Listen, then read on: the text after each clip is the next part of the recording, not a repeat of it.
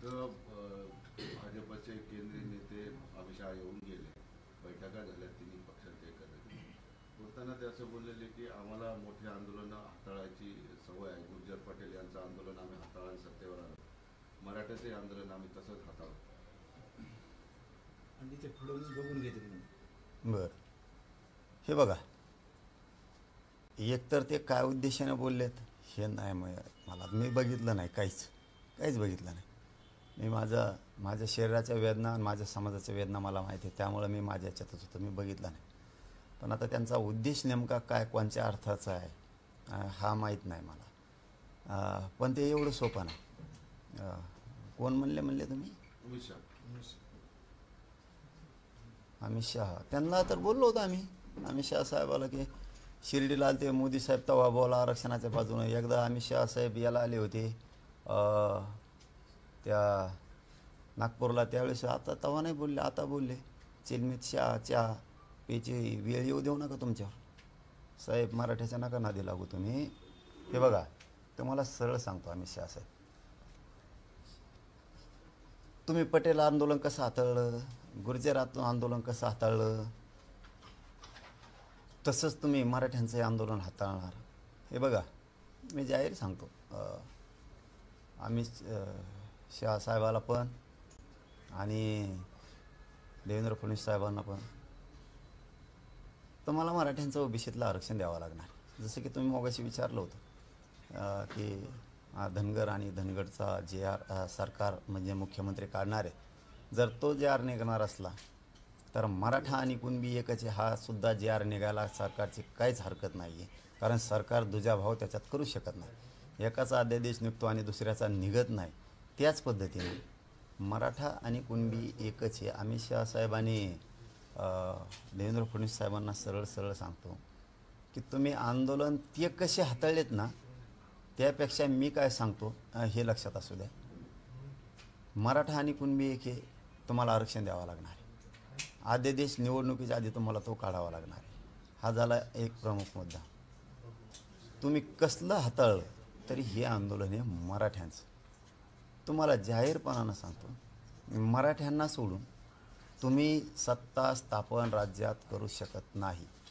आणि तुम्ही जर वेगळ्या मार्गाने आंदोलन हाताळलं, उदाहरणार्थ म्हणजे मी पॉझिटिव्ह भावनेनं बोलतो आहे बरं का, पॉझिटिव्ह भावनेनं बोलतो आहे आत्ता तरी, तुम्ही जर मराठ्यांचं आंदोलन चांगलं हाताळलं गोडी गुलाबीने म्हणून, अमित शहा साहेब कसे हाताळते ते तुम्हाला पुढं लगेच सांगतो.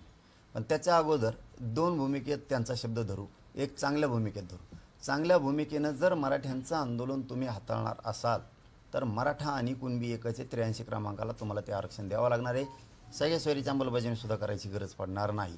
तिथं करायचीच आहे, तिच्यात सुट्टी नाही, करायचीच आहे. त्यात ती नाही गॅजेटही लावता येते.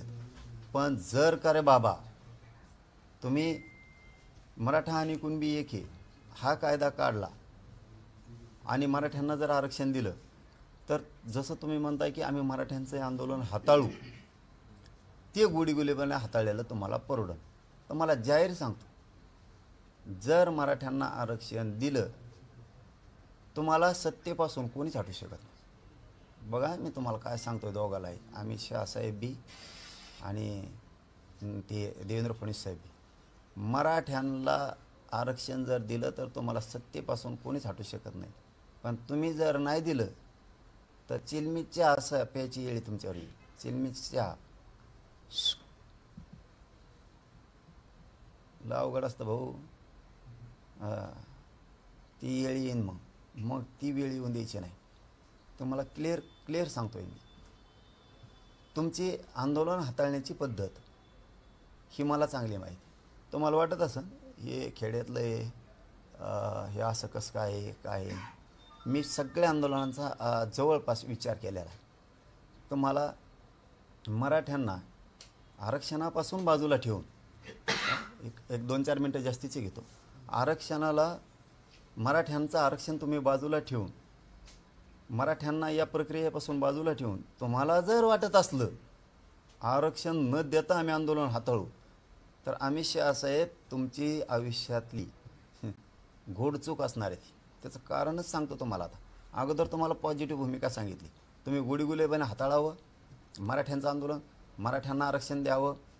तुम्हाला सत्तेपासून कोणीच रोखू शकत नाही, कोणीच रोखू शकत नाही आणि तुम्हाला कोणी सत्तेपासून हटवू शकत नाही. पण तुम्ही जर मराठ्याला बाजूला ठेवलं तर गणित नाही, तुम्हाला जे काय यंत्र आणायचे ते जरी आणले तरी तुम्ही संविधानाच्या पदावर बसू शकत नाही या महाराष्ट्र. हे क्लिअर केलं. आता तुम्हाला जर दुसऱ्या पद्धतीने हाताळायचं असलं, ही एक पद्धत झाली, तुमच्याकडे एक दुसरी आणखीन एक पद्धती आहे, ती मराठ्यांबाबत राबवू नका. तुम्ही आमचं नाव घेतलं आहे म्हणून, मी काय तुमचं कवा नाव घेतलेलं नाही, माझ्या समाजाने घेतलेलं नाही. तुम्ही तिकडं खड्ड्यात पडा, उताने पाताने पडा, तिकडं मारा, काय देणं घेणं नाही आम्हाला. आम्ही तुमचं नाव नाही घेतलं, पण तुम्ही माझ्या मराठ्याचं नाव घेतलं. गुर्जर पटेल म्हणजे गुजरातचे, यांचं आंदोलन हाताळलं तसं आम्ही मराठ्यांचंही आंदोलन हाताळू. तुम्ही जर त्या पद्धतीने हाताळाल, तुमच्या पद्धतीने, तुमची पद्धत म्हणजे काय, कष्ट लोकांनी करायचं आणि लोणी आपण खायचं, ही तुमची जी घाण सवय आहे ना पूर्वीची, आमिष असं आहे, ही तुमच्यासाठी घातक आहे. मला हे बोलायची गरज नव्हती, पण तुम्ही माझ्या मराठ्याला आरक्षणात ओढलं मध्ये आता, म्हणून मला हे बोलावं लागतं, नाविलाज आहे माझा. कारण तुम्ही प्रत्येक वेळेस तुमच्या स्टाईलनं कामं केलेले हाताळलेले. जसं की उदाहरण म्हणून देतो, जसं की भाजपासाठी रक्त अंगातलं पूर्ण संपवून घेतलं.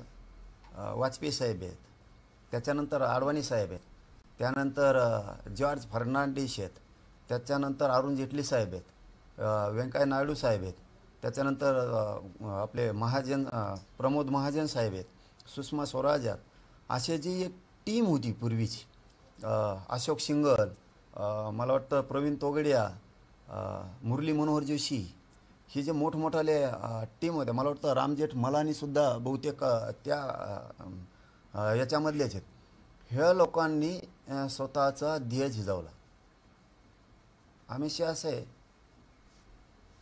ते तुमचं कुटुंब होतं म्हणून तुमचं साधलं. मराठ्यांचं आंदोलन तसं नाही हाताळायचं. हां, ज्या माणसानं उभा देश पिंजून काढला त्यांना तुम्ही कोपऱ्यात बसले, त्यांचं नाव आहे लालकृष्ण अडवाणी. हो, तुम्ही कसं हाताळताय स्वतःच्या कुटुंबाला, तो एक परिवार आहे तुमचा, ते तुमचा अंतर्गत विषय, आम्हाला नाही देणं घेणं. पण तुम्ही पटेलांशी गुर्जराशी मराठ्यांचं आंदोलन जोडलं आणि तुम्ही त्या हाताळायच्या भूमिकेत निघाला. तुमच्या त्या पद्धतीनं हाताळणार असाल तर ते होतं तुमचं कुटुंब त्यांनी सहन केलं. इथं महाराष्ट्र एक असा आहे की ज्यावेळेस दिल्लीवरती किंवा भाजपवरती संकट येईल त्यावेळेस दोन्ही हातावरती आपल्या जबाबदारी महाराष्ट्र घेतो आणि हिमालयासारखं उभा राहतो तुमच्या पाठीशी. त्या महाराष्ट्रातल्या मराठ्याशी जर तुमची इतकी वाईट नियत असेल आंदोलन हाताळण्याची त्या पद्धतीनं की तुम्ही तसं हातोळं म्हणजे हटू, म्हणजे ज्यांना कुणाला पंतप्रधान व्हायचं आहे त्यांना होऊ द्यायचं नाही, ज्यांना कुणाला पुढं जायचं आहे त्याला जाऊ द्यायचं नाही. जो कोणी रेसमध्ये पंतप्रधानाच्या त्याला 2-3 दिवस ठेवायचं. उदाहरणार्थ मनोहर पर्रीकर हे ज्या वेळेस काम करायचे त्यावेळेस त्या रेसमध्ये आले की तुम्ही त्यांना बरोबर हाताळायचं. म्हणजे तुमची हाताळण्याची पद्धत सांगतो ती मराठ्यात वापरायची नाही. हो, तुम्ही मराठ्यात तिन्ही ताळात कोणी ठेवणार नाही. आम्ही तुम्हाला तिन्ही ताळात आम्ही शाहसाहेब त्या भानगडी जर पडलात, गोडी गुलाबीने आरक्षणाचा प्रश्न मार्गी काढा. प्रत्येक वेळेस तुमची ती स्टाईल आहे ज्या पद्धतीत, जसं की योगी आदित्यनाथ साहेब ज्यावेळेस त्या फ्रंटला येत आहेत की आता हे पंतप्रधानाच्या लेवल जाणार, तुम्ही हाताळलं रिव्हर्स टाकलाच म्हणून समजायचं. ही जी तुमची पद्धत आहे हाताळण्याची स्वस्वार्थासाठी, स्वतःचे लोक पायाखाली दाबवण्याची, ही इथं मराठीच्या आंदोलनात चालत नसती. कारण इथं मनोज जरांगे हे पठ्य आहे, हे लक्षात ठेवा तुम्ही. हीच पद्धत तुम्ही ज्या वेळेस पुढं जायचं आहे तुम्हाला त्यावेळेस तुम्ही संपवता. ज्या लोकांना उभं आयुष्य घातलं त्या लोकांना सुद्धा संपवायला तुम्ही, जसं की आपले शिवराज चौहान मामा, ज्या माणसानं मध्य प्रदेश स्वच्छ केला, एकदम चांगल्या पद्धतीत पुढं डेव्हलप केला, जो माणूस रेसमध्ये चालला तो माणूस तुम्ही कसा हाताळला हे आम्हाला सांगायची गरज नाही. सुषमा स्वराज यांना तुम्ही कसं हाताळलं हे आम्हाला सांगायची गरज नाही आहे. ही तुमची हाताळण्याची पद्धत आम्हाला चांगली माहिती आहे. ज्यावेळेस नितीन गडकरी साहेब त्या स्टेजला जाणार आहे त्यावेळेस कसं हाताळायचं हे आम्हाला चांगलं माहिती. तुम्हाला तुमच्या स्वार्थासाठी तुम्ही ज्यानं तुम्हाला मोठं केलं त्याचं नाव न घेण्याऐवजी ज्यांनी तुमचा भाजपरूपी संसार मोठा केला, ज्यांनी योगदान दिलं त्याचं नाव तुमच्या तोंडातून चांगलं निघण्याऐवजी तुमचं दुसऱ्याचं निघतं की ज्यांनी तुम्हाला विरोध केला आहे त्याला म्हणताय तुम्ही आम्ही त्यांच्या कणगोळीला धरून राजकारण शिकलोय. म्हणजे तुमची हाताळण्याची पद्धत दोघांची ही आम्हाला चांगली माहिती. तुम्ही माझ्या मराठीवर बोललात म्हणून मला तुमच्यावरती बोलायची वेळ आली. तुमची ही काम करण्याची पद्धत जी आहे ना, ही हाताळण्याची, ही तुमच्यासाठी खूप घातक आहे. तुम्हाला दिसतंय ते बरं. अमित शहा साहेब, तुम्हाला फक्त दिसतंय हम करो सो कायदा काहीतरी, ते तुम्हाला वाटतंय. पण तुम्ही इतके येडी जनता या देशातली समजूच नका. तुम्ही जे माणसं आयुष्य त्यांनी घातलं, वसुंधरा राजे साहेब, ज्यांनी आपल्या मनगटावरती सगळं भाजप पेलून धरलं होतं, ज्या काळात तिथं वाढत नव्हतं, ती परिवर्तनाची लाट ज्या लोकांनी निर्माण केली, त्यांच्या जोडीला ज्योतिरादित्य शिंदे साहेब, हे लोक ज्या वेळेस त्या रेसला येतील त्यावेळेस तुम्ही कशा मागे फेकायचे, तुमच्या आंदोलन हाताळण्याची पद्धत काय, तुमच्याच लोकांचा घात तुम्ही कसा करायचा, आंदोलनाकडे येतो मी. तुम्ही आंदोलन तेही कसे हाताळले त्याच्याकडे पण येतो. आज येतोयच तुमच्याकडे मी आता. पण तुम्ही तुमचे सुद्धा कसे हाताळलेत. तुम्ही अनिताबेन पटेलांचं काय केलं, पटेलांचा वापर करून तुम्ही गुजरातमध्ये कोणत्या बेटावरती काय उभा केलं, दीव दमनच्या बेटावरती तुम्ही काय उभा केलं, नगर हवेलीच्या बेटावरती तुम्ही काय उभा केलं, सिलवाशाच्या बेटावर तुम्ही काय उभा केलं, आणि स्वतःचे लोक तुम्ही खड्ड्यात घालून तुम्ही वर येण्यासाठी तुम्ही कोणत्या थराला गेलेला आहेत ना, तर मला वाटत नसेल की इतक्या लांबपर्यंत काय काय करायला आहे. कारण माझ्या मराठ्याचं आंदोलन हाताळायच्या भानगडीत जर पडाल तर तुम्हाला सांगतो तुमचा राजकीय एन्काउंटर होणार. तुम्ही असे राजकीय एन्काउंटर इतके केले की भयानक केले. तुम्ही चांगले काय कमी केलं होतं प्रमोद महाजनांनी,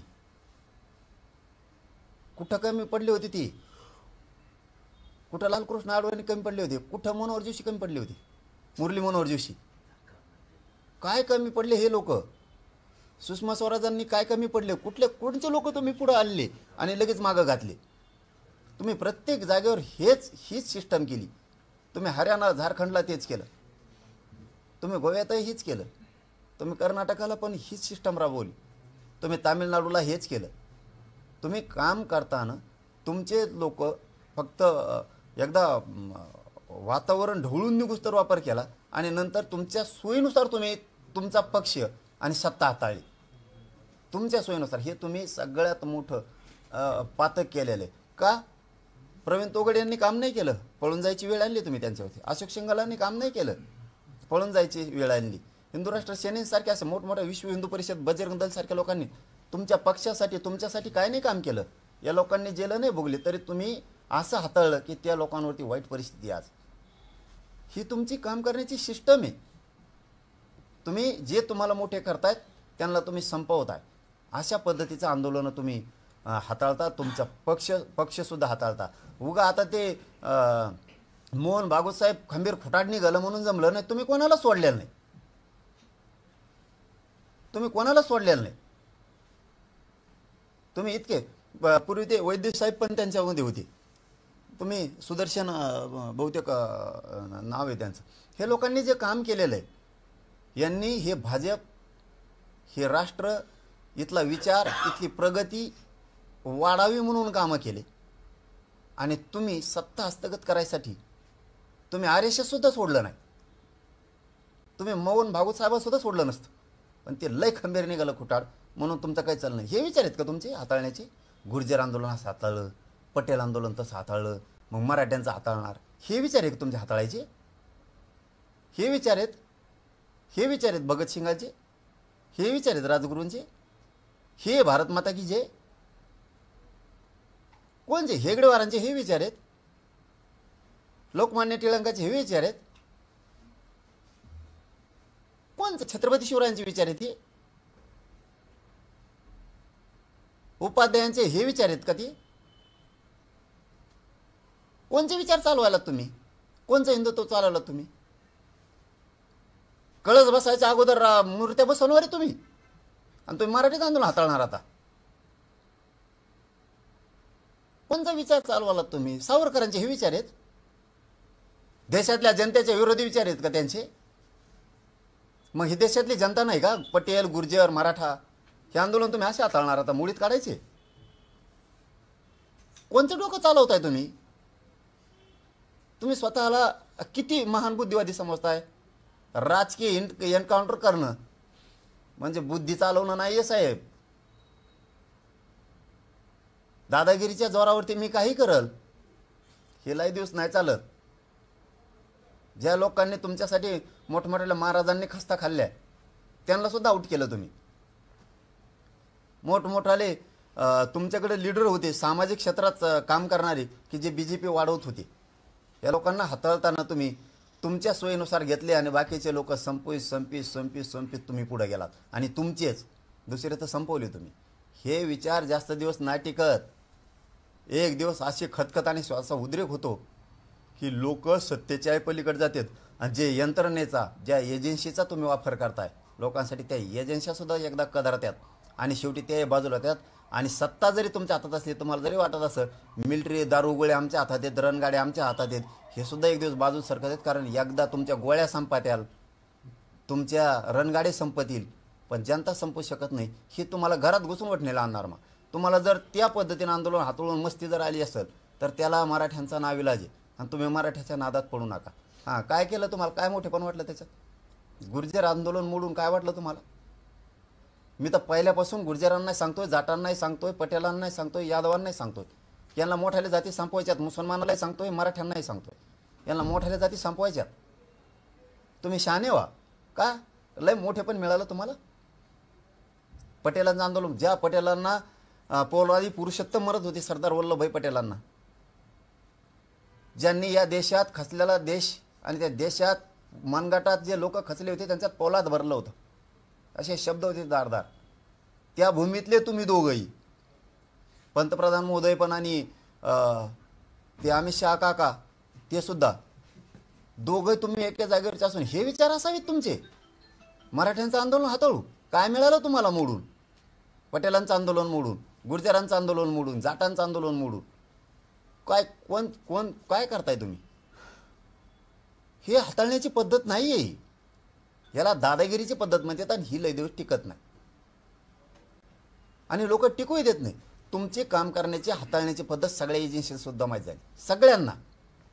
IBला माहीत झाली रॉला माहीत झाली CIDला माहीत झाली CBIला माहीत झाली इंटरपोलला सुद्धा माहीत झाली. सगळ्यांना माहिती तुमच्या हाताळण्याची पद्धत काय.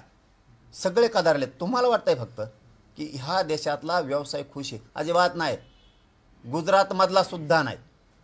तुम्हाला वाटत असेल मुंबई किंवा इकडचे तिकडचे व्यवसाय आम्ही पळू आणि तिकडं नेऊ. तुमची काम करण्याची खुन्नसी वृत्ती तुम्हाला संपवत जाणार आहे. गुजरातमधले असणारे मोठमोठाले हिरे माणिक मोत्याचे व्यावसायिकसुद्धा परदेशात चाललेत. तिकडं अमेरिकेला चाललेत चीनला चाललेत त्या हॉलंडला चाललेत इंग्लंडमध्ये आहेत ते केनियाकडे चाललेत ते दक्षिण आफ्रिकेकडे चाललेत. 2-2 व्यवसाय तुमच्या भीतीनं उभा आहेत. एक तिकडे एक इकडे तुमच्यासाठी नको उठलायचा म्हणून. तुम्ही लोकांना खोल जाळ्यात घुसायला लावू नका. आम्ही शाहसाहेब मराठ्यांच्या आंदोलनाला नीट हाताळा. तुम्हाला वाटतंय तुमच्याकडले दादा आहेत गुंड आहेत सगळ्यांकडे आहेत. हो सगळ्यांकडे आहेत. प्रत्येकांची फक्त मजबुरी आहे. तुम्ही फक्त दिसताय आणि लोक दिसत नाहीत. तुम्हाला वाटत असेल माझ्याकडे मध्य प्रदेश राजस्थान बिहार इकडं तिकडं थोडेफार आमच्याकडं गुंड पाळलेले आहेत आम्ही उज्जैनकडं काही पाळलेले आहेत त्या जोरावरती आम्ही काही करून घेऊ कोणाला धमकू कोणाला आणू कोणाच्या मागे शिबिया लावू शिड्या लावू मारून टाकायच्या धमक्या देऊ मग आम्ही सत्ता काहीच करू. हे इसरा. प्रत्येक राज्यात प्रत्येकाकडं आपण आपल्या राज्याचा स्वाभिमान असणारे गुंड आहेत. मग महाराष्ट्रात मराठी गुंड आहेतच तेलंगणाकडं आहेतच तामिळींकडं आहेतच मध्य प्रदेशवाल्यांकडं आहेतच ज्यांचं पश्चिम बंगालवाल्याकडे येतं. आणि त्या पश्चिम बंगालवाल्याचं तर काय हाल केले तुम्ही अमित शहा साहेब. एकीकडून म्हणायचं म्हणजे तुमची आंदोलन हाताळण्याची पद्धत अशी. तुमचा स्वार्थ असला की दिदी म्हणायचं दिदी आम्हाला डबा भरून लाडू देते आणि एक शाल देते तुम्ही म्हणायचं आणि त्याच ममता दिदीच्या मागा लागायची. ही तुमची पद्धत. आमचे सगळ्यांचे गुरु लालकृष्ण अडवाणी म्हणायचं आणि अवमान त्यांचाच करायचा. ही तुमची पद्धत. तुमचे आंदोलन हाताळण्याची पद्धत आम्हाला चांगली माहिती. हां तुम्ही पटेल गुर्जर उलट आता जागे केले. तुम्ही यादव्या माजवल्या. तुम्ही बिहारचा उत्तर प्रदेशचा असाच कार्यक्रम केला. मुलायम सिंग यादव लालू प्रसाद यादवच्या अंगावर घाल लालू प्रसाद यादव नितीश कुमारांच्या अंगावर घाल चंद्रबाबू नायडू त्यांच्या अंगावरती घाल. जे नितीश कुमार पंतप्रधानाच्या लेवलमध्ये होते तुम्ही काय काय काय चॉकलेट कुंकड दाखवता आणि तुमचा काही भरोसा नाही. तुम्ही त्यांचेही गेम लावले. तुम्हाला किती राजकीय ज्ञान आहे हे सगळ्याला माहिती. दादागिरीचं राजकीय ज्ञान आणि जनता परिवर्तनाच्या दिशेनं नेणं, हा भारत देश आपण काय म्हणू त्याला महागुरू बनवण्याकडे न्यायचं, आर्थिक सत्तेकडे न्यायचं, हे विचार वेगळे आहेत आणि दादागिरीनं नेण्याचे वेगळे आहेत. अहो तुमच्यावरती न्यायपालिका सुद्धा खुश नाही आहे. काय म्हणतात सरन्यायाधीश तुमच्याबद्दल? कोणाला शिकवताय तुम्ही आंदोलन हाताळायचं? सरन्यायाधीशांच्या भूमिका तुमच्याबद्दलच्या काय आहेत? इतक्या भयान परिस्थित्या करून ठेवल्या तुम्ही. आर्थिक सगळी जडणघडण ज्या माणसानं बसवली त्या माणसाला सुद्धा तुम्ही नीट विचारत नाहीये. तुमचे काम करण्याची पद्धत म्हणजे फक्त खुर्ची आणि खुर्ची, बस. नुसते कोणत्या महाराजांनी तुमच्यासाठी कामं केले नाहीत?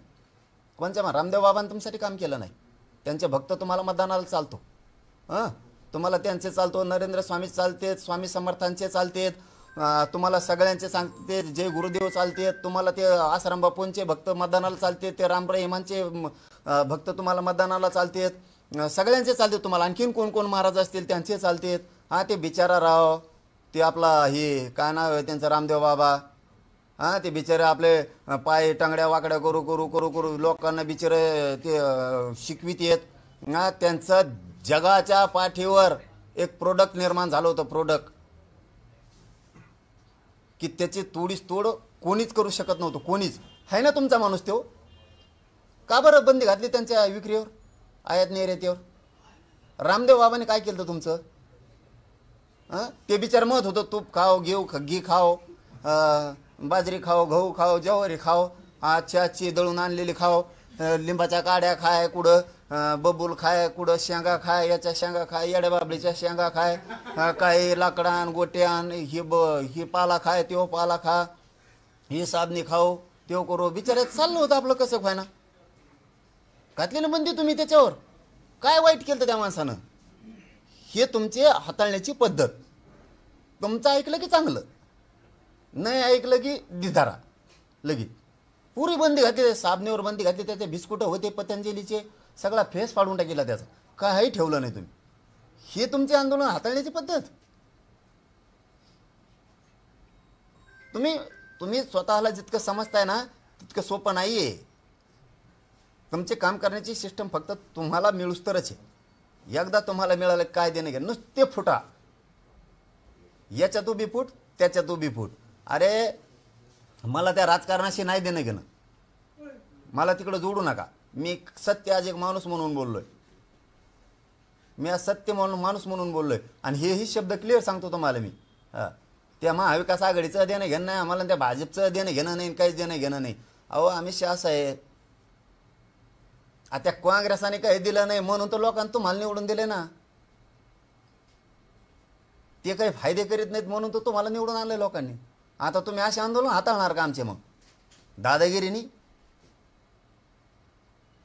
ते काही देत नाहीत म्हणून तर लोकांनी तुमच्या डोक्यावर बोलायला टाकलाय ना. तुमच्याकडून अपेक्षा व्यक्त केल्यात ना, कशाला केल्यात? आणि किती दिवसाने बोलताय तुम्ही? 13 महिने आंदोलन झाल्यावर आणि निवडणुका जवळाला हाताळतो म्हणून. इतक्या दिवसानंतर किती दिवस? अहो तुमचे सगळ्यांना पद्धत माहिती आहे. तुम्ही किती विचित्र आहे. त्या 2 भावा सुद्धा फुट पाडले राहू तुम्ही, त्यांना सुद्धा सोडलं नाही तुम्ही. जिथं तुम्ही सत्य मान्य नाही करणार, आता तुमचे कुत्रे 4-5 जण उठतीनच. आता 4-5 कुत्रे, माकडी मुकडी, हे आता हे पतंजली बिस्किटावले, हे आमके तमके 4-5 जण लिंबाच्या काड्या चगळीणारे, हे बेसरामाच्या काड्या खाणारे, हे उठतीनच. आता तुम्हाला खरं सांगितलं पटतच नाही, तुम्हाला पटणारच नाही ना. आम्ही तर तुम्हाला पहिल्यांदाच सांगितलं ना. त्या काँग्रेसने काही दिलं नाही म्हणून लोकांनी झपाटून पाडून टाकलं, त्यांना दारून पराभव केला, त्यांना तुम्हाला आणलं, तुम्ही असले निघाला. अरे इथं भाजपच नव्हतं. त्या बाळासाहेब ठाकरे साहेबाच्या सानिध्यातून त्या गोपीनाथ मुंडे साहेब असतील किंवा ते प्रमोद महाजन असतील, आणखीन जॉर्ज फर्नांडिस यायचे त्यावेळेस, अनेक त्यांचे ते बरेचसे लोक येऊन ते जोड्या करायची, त्याला साक्षीदार आहेत ना. शिवसेनेचे जुने कट्टर शिवसैनिक शिंदे साहेबांपासूनचे हे सगळेच येतं. काय जेवढे असतील ते राणेसाहेब येतं, मला वाटतं त्यांचे जुने दत्ताजी साळवी साहेब येतं, बरेचसे सामंत साहेब येतं, त्याच्यानंतर मनोज जोशी सर येतं, हे भरपूर येते सगळेच. मला वाटतं विजय वडंटीवार साहेबसुद्धा पूर्वी तेच होते वाटतं बहुतेक. हे सगळे तीच टीम आहे मोठी. अरे ते भात्यांचं तर कुठं करून टाकलं तुम्ही. ते तुमची भूमिका काय पाहिजे अमित शहा साहेब, कसं हाताळायला पाहिजे. जाऊ दे, पूर्वी आम्ही नव्हतो, तुम्ही होतात. तुमच्या दोघा भावा ते राज ठाकरे आणि उद्धव ठाकरे. मी एक घराण्याबद्दल बोलतो, मला राजकारण तिकडे काढी लागून दे.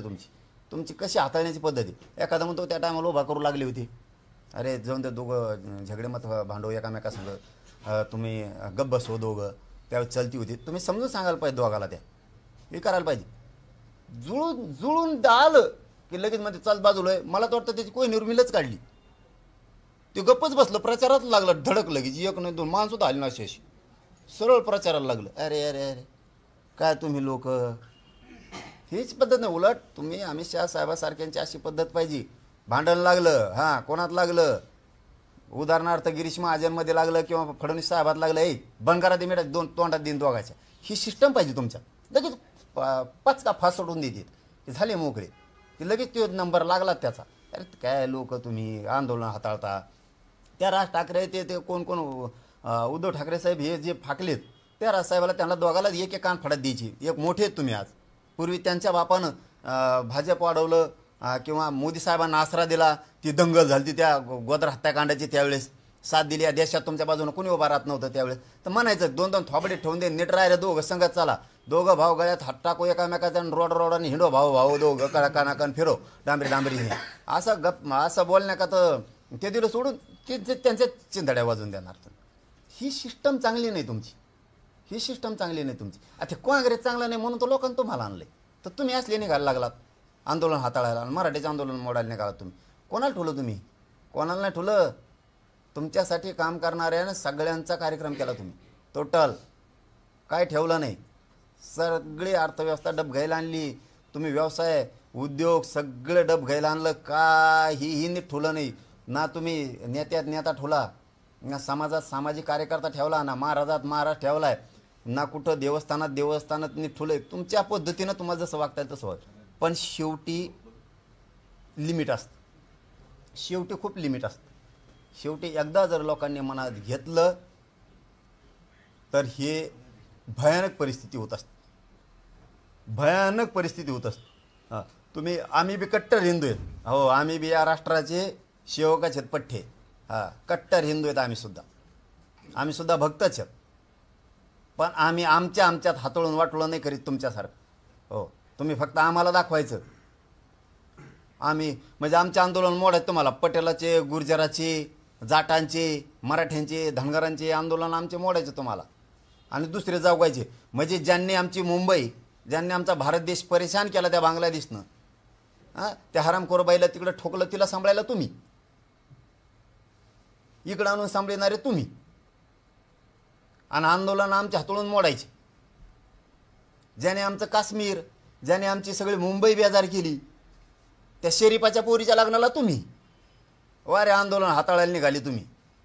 ज्यांनी आमचा देश बरबाद करायला चालले, सगळ्या याचे डोके तुमच्या पुढे बंद पडलेत. आणि तुम्ही आता आमच्या गरिबाचे आंदोलन हाताळणार, आम्हाला गरिबाला मोठं नाही होऊ देणार तुम्ही. कुठं चालली तुमची भूमिका अमित शहा साहेब? म्हणजे तुम्हाला मराठ्यांची कत्ली करायची, तुम्हाला मराठ्यांवर गोळीबार करायचे आणि आंदोलन हाताळून मोडून टाकायचं, ही तुमची भाषा. आणि ती बी मराठ्या संघ नाही टिकणार तुम्ही, कोणीच नाही टिकणार तुम्ही, कोणीच टिकणार नाहीत. आणि या देशातल्या सगळ्या क्षत्रियांना सावध होणं गरजेचं आहे. आता क्षत्रियांना सावध होणं खूप गरजेचं आहे. यांचा आलेख अन्यायाचा वाढत चालला आहे. यांना परिवर्तनाशी देणं घेणं नाही आहे. यांना अर्थव्यवस्था मजबूत व्हायची देणं घेणं नाही आहे. यांना फक्त खुर्ची कशी मिळवायची, मग दादागिरीने मिळवायची का कशी मिळवायची, एवढं त्यांच्या डोक्यात आहे. त्यामुळे क्षत्रियांनी जागा होणं देशातल्या गरजेचं आहे. मग तो यादव असेल, उत्तर प्रदेश असेल, जाट असेल, तुम्ही हरियाणाचे असतील, तुम्ही पटेल असेल, म्हणजे गुजरातचे पाटीदार असतील, गुर्जर, जाट, राजपूत, राजस्थान, मध्य प्रदेश, तामिळनाडू, ह्या सगळ्या लोकांना खूप चाणक्य बुद्धीनं सावध होणं गरजेचं आहे. खूप चाणक्य बुद्धीनं गरजेचं आहे. नसता हे लोकांच्या हातात एकच डाव आहे. ऐक नाही तर तो राजकीय एन्काउंटर करू. जर जनता एन्काउंटर राजकीय करायला लागली ना, पुढच्या वेळेस तुम्ही दिसणार सुद्धा नाहीत. आणि तुम्ही असं जर लयच करायला लागलं दादा, पोलिसाचा वापर कर, एजन्सीचा वापर कर, आंदोलनं दडपू टाक, तर जनता तुटून पाडणार आहे. मग जनता तुटून पाडणार आहे. मग आरेला कार्य करावंच लागणार आहे. इथं नाविलाज आहे. तुम्ही कोणाला सुचून देणार राव? हां, काय पद्धती तुमची? मुसलमानाची विषयी वेगळीच भाषा, मराठ्यांविषयी वेगळीच भाषा, तुमची ख्रिश्चनांविषयी वेगळीच भाषा. तुम्हाला कामच करायचे नाहीत. तुमच्या दलित मुस्लिमांविषयी वेगळीच भाषा, बारा बलुतेदारांविषयी, ओबीसीविषयी वेगळीच भाषा. तुम्हाला लोकच जगू द्यायचे नाहीत. तुम्हाला तुमच्या भाजपात सुद्धा काढ्या लावल्यात तुम्ही. तुमचे संपवायला निघाला. सगळ्याला माहिती आहे नागपूरसाठी यावेळेस काय केलंय तुम्ही. हो, दिल्लीपासून काय काय सूत्र हलिले तुम्ही. सगळ्यांना माहिती आहे. तुमचेच लोक पाडायचं होतं, तुम्ही काय काय करताय. त्याच्यात आम्हाला पडायचं नव्हतं, पण तुम्हाला काही घेणं नाही आमच्या आंदोलनात हातोळून ते बंद पाडायचं. आणि हे कदापि तुम्हाला शक्य होणार नाही. तुम्हाला पुन्हा सांगतो मी, तुम्ही प्रामाणिकपणानं आमचं आरक्षण ओबीसी ते आम्हाला द्यायचं. तुम्ही आंदोलन दादागिरीनं हाताळायच्या भानगडीत पडायचंच नाही. तुम्ही ना मारू शकतात मराठ्यांना, ना पाडू शकता, दोन्ही बी नाही. मारायची टप्पर मराठ्याला तुमच्यात एवढी नाही, कारण मराठा सोपा नाही. 27 कोटीपेक्षा जास्त क्षेत्रीय मराठा या देशावर आहे. तुम्ही लय झोपेत नका राहू. लय झोपेत नका राहून, लय सोंग बी नका घेऊन, कुंकड नका बोलू, आणि कुंकड बोलून पडून घेऊ नका स्वतःला. मी तुम्हाला सत्य हकीकत सांगितली. फक्त विचार चालवताना नीट चालवा. भगतसिंगांचे विचार कसे आहेत ते चालवा. लोकमान्य टिळकांचे विचार, छत्रपतींचे विचार, तुम्ही ते हेगडेवारांचे विचार ते चालवा. हे काय आहे? मग ऐक नाही तर पाडून टाकीन, लगेच गुतून टाकीन, हे काय पद्धती? ही कोणची पद्धती तुमची? तुम्ही वेठीच नाही धरू शकत जनतेला. आणि तुम्ही मराठ्याच्या तर भानगडीतच पडू नका. तुम्हाला खरं तेवढं सांगतो, तुम्ही मराठ्याच्या भानगडीत पडूच नका. आरेला कार्य जर मराठा करायला लागला तर महाराष्ट्रापासून तिथपर्यंत कार्यक्रम करेल. कारण शेवटी तुम्हाला सांगतो, हा महाराष्ट्रच एक असा आहे की याने दोन्ही हातावरती जबाबदारी तुमच्या पाठीशी उभा राहण्यासाठी घेतलेली होती. ज्या वेळेस संकटात देश सापडेल त्यावेळेस महाराष्ट्र या दिल्लीश्वरांच्या पाठीशी खंबीरपणाने हिमालयासारखा उभा राहिलेला आहे. आज तो महाराष्ट्रातला मराठा किंवा ती जनता अडचणीत आली म्हणून तुम्ही तिला खिंडीत पकडू नका, ध्यानात राहू द्या. जर का मराठ्यांनी खिंडीत पकडलं ना, इतके बेकार हाल होतील तुमचे, इतके बेकार हाल होतील की ते सांगता सुद्धा तुमच्या नाकी नऊ येतील. तुम्ही सगळ्यांपासून कार्यक्रम लावलेला आहे. तुम्ही सगळ्यांचे असेच हाताळले. तुम्ही जयललितांपासून तुम्ही जेवढे येतं ते दुसरे रेड्डी, जगमोहन रेड्डी, तुम्ही हे जे कार्यक्रम लावले मुंबईचे, तुमच्यातले कधीच नव्हतं. तुम्ही आणखीन फरक करून बघा. हरियाणात तुम्हाला अर्धा कवाच नव्हतं. फक्त तुमच्या असल्या वागण्यामुळे अर्धा झालं. एक संघ होता. उत्तर प्रदेश एक संघ होता, अर्धा फक्त तुमच्या असल्या वागण्यामुळे झाला. गुजरात अर्धा फक्त तुमच्या असल्या वागण्यामुळे व्हायला लागला. राजस्थान एक संघ होता, तुमच्या असल्या वागण्यामुळे अर्धा व्हायला लागले. तुमचीच भाषा आम्ही तुम्हाला शिकवायला होतो. जसं का आम्ही तुमचे प्रवक्ते आहेत असं तुम्हाला सांगितलं, थोडक्यात समजूनच सांगितलं, विरोध नाही केला. आणि पुन्हा तेच सांगतो, या काँग्रेसने काही नाही दिलं म्हणून लोकांनी तुम्हाला आणलंय. आणि तुम्ही जर आता आंदोलन असे हाताळणार असलात, पटेल मराठे यादव राजपूत गुर्जर जाट जर विरोधात गेले ना, हे क्षत्रिय मराठे जर खवळले ना, बिनबुडच झाला तुमचा, खलास. पाटील तुम्ही त्यांच्या एक वक्तव्यावर बरंच काय बोलला. तुम्ही फार गांभीर्याने त्यांच्या वक्तव्याची दखल घेतली.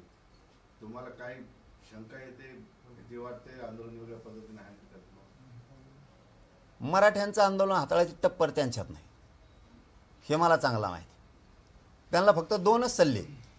मराठ्यांना ओबीसीतून आरक्षण द्यायचं, कानं निरळं टाकायचं नाही. तुम्हाला सत्तेपासून कोणीच खाली घेऊ शकत. पण मराठ्यांना डावलून, मराठ्यांना कारण निरळं टाकून तुम्ही जर आंदोलन हाताळताल तर त्यांना चांगलं माहिती, मराठे जाताना गुजरातहूनच कटकपर्यंत गेले होते, पानिपतपर्यंत. मराठे काय करू शकतात ना, मग हे त्यांना चांगलं माहिती. आणि भेद नाही मी नाही कोणालाच. माझ्याजवळ ऐका, मी हे मराठ्याचे खानदान आहे, ही अवलादच अशी, हे कोणालाच मोजित नाही. गप आहे तर गप आहे, ही कोणालाच मोजित नाही. जर तरायला लागली ना, की कोणालाच मोजित नाही, मोजणार सुद्धा नाही कवाच कोणाला यायचं ते मग आम्हाला कार्य करावं लागणार आहे, मग त्याला नावे लागेल होऊ दे काय व्हायचं. पाटील, तुम्ही दसरा मेळावा घ्यायचं म्हणतायत आणि दसरा मेळाव्यासाठी तर बैठकी होतीये, तर तयारी कुठपर्यंत आलेली आहे? काय आदेश दिले समाजाला किंवा बांधवांना? नाही दसरा मेळावा होणार आहे का? नाही मी दसरा मेळाव्याच्या बद्दलचं मी घेतणार आहे किंवा घेणार नाही असं काहीच नाही. कारण गड काय ठरवल ती महत्त्वाची भूमिका असते. कारण ती काय राजकीय नाही, ते सामाजिक, तिथं ना राजकीय कोणचा निर्णय होणार आहे. जर ठरलं तर, जर नारायणगडावरती दसरा मेळावा करायचा ठरला तर तो परंपरेचा दसरा मेळावा असणार. जर ठरला तर परंपरेचाच, कुठल्या जातीचा नाही, राजकारणाचा नाही. तिथं सगळे भक्त येऊन दर्शन घेतात. आणि जर ठरलं तर मी त्या मेळाव्याला जाणार. आज बैठक आहे मला वाटतं, मी त्या मेळाव्याला जाणार. भक्तांचे येणारे सगळ्यांचे, माता मावल्यांचे सगळ्यांचे आशीर्वाद मी तिथं जाऊन घेणार आहे, त्यांच्या पाया पडून. जर आज काय निर्णय होतो मला माहीत नाही. जर हो ठरलं तर भयानक होणार आहे दसरा मेळावा तो परंपरेचा. ताकदीनं लोक येणार आहे, पण तिथं राजकीय निर्णय काही होणार नाही. ती राजकीय जागा नाही. तुम्ही संबोधित करणार का तिथून? तुम्ही संबोधित करणार का तिथून दसरा मेळाव्याला? आणि आपली ताकद दाखवण्याचा प्रयत्न करणार असं सुद्धा विरोधक त्यावर टीका करतात. नाही विरोधकाला कामच काय दुसरं, कशावर टीका करते ते? आता आम्ही शहासाहेबाला आम्ही काहीच बोललो नव्हतो तरी ती टीका करतात. हाताळीन म्हणतात आंदोलन मराठ्याचं.